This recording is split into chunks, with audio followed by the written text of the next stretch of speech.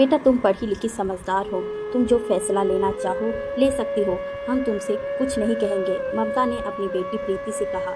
अरे ये क्या कह रही हो आप? अपनी बेटी को समझाने के बजाय उसे ही उल्टी पट्टी पढ़ा रही हो। प्रीति के सास शोभना जी नाराज होते हुए ममता से बोली, माफ़ करना बहन जी, हमारी बेटी कोई दूध पीती बच्ची नहीं है जो हम उसे पढ़ाएंगे। आखिर वो भी पढ़ी लिखी समझदार है, वो तो दिख रहा है कि कितनी समझदार है, तभी तो अपने सास ससुर को छोड़कर अलग रहने की बात कर रही है और हमारे बेटे को हमसे दूर करना चाहती है। और आप लोग हैं कि उसे समझाने की बजाय उसे ही बढ़ावा दे रहे हैं। ये उल्टी पट्टी नहीं है तो क्या है?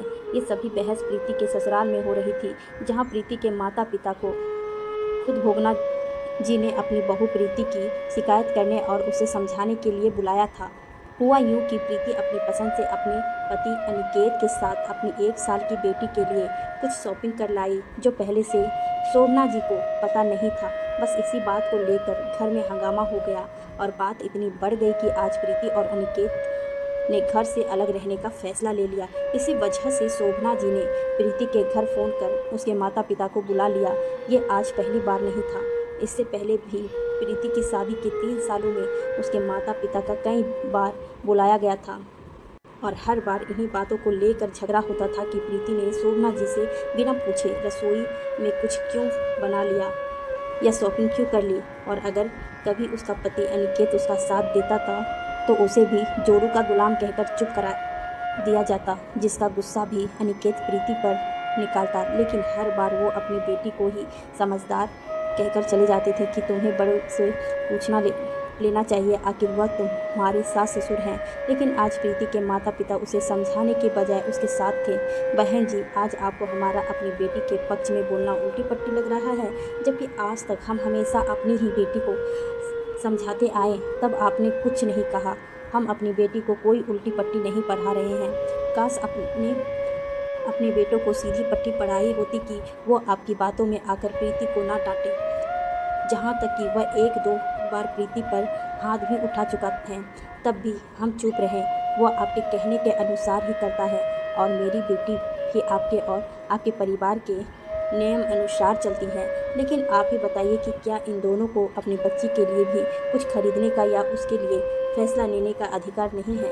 ज़रा आप ही सोचिए कि आप हमेशा कहती रहती हैं कि हमारे ज़माने में ये, हमारे ज़माने में वो, हमारे सास ऐसी, तो क्या आपको वो सब अच्छा लगता था? और अगर नहीं लगता था तो फिर आप अपनी बहू से क्यों अपेक्षा कर रही हैं कि क्यों नहीं चाहती कि जो आपको अच्छा लगता था अगर वो आपको नहीं मिला तो आप बेटे बहू को दे, जिससे वो भी खुश रहे और आपके साथ भी प्यार और सम्मान से रहे। ज़रूरी नहीं है कि जो हमने और अपने सहा है वही आज आपके बच्चे सहे। आज के बच्चों स्वाभिमान और आत्मसम्मान दोनों चाहते हैं। देखिए बहन जी, आज आप और मैं एक ही जगह हैं, अर्थात आप भी बेटे और बेटी की माँ हैं और मैं भी, मगर अफसोस कि आप बेटी और बहू में फ़र्क करती हैं, जबकि आज तक हमने कभी नहीं किया। और यही कारण है कि मेरी बहू 7 सालों के बाद भी मेरा सम्मान करती है, मेरे साथ ही प्यार से रहती हैं। मेरी बहू और बेटी दोनों ही संस्कारी है, लेकिन इतना रोक टोक करेंगे तो एक ना एक दिन तो माफ़ करना बहन जी, इस बार आप मेरी बातों को समझने की कोशिश कीजिए, वरना ना तो अब हम आपसे कुछ कहेंगे और ना अपनी बेटी से। बेटा इस बार हमें अवसर दे दो, आज घर से मत जाओ। मैं डर गई थी और परिवारों को देखकर जिसमें बहुएं अपनी सास की जरा भी कद्र नहीं करती और इसीलिए सोचती थी कि पूरा कंट्रोल अपने हाथ में रखूंगी। लेकिन भूल गई थी कि सभी बहुएं एक जैसी नहीं होती, वो भी प्रेम और सम्मान चाहती है। अब आगे से ऐसा नहीं होगा, हम दोनों मिलकर इस परिवार को चलाएंगे। और बहन जी, अब हम आगे से आपको भी परेशान नहीं करेंगे। अब अगर कोई बात होगी भी तो हम दोनों सास बहुएं मिलकर सुलझा लिया करेंगे, आखिर ये है तो हमारी ही परिवार। कहते हुए शोभना जी ने अपने परिवार को बिखरने से बचा लिया।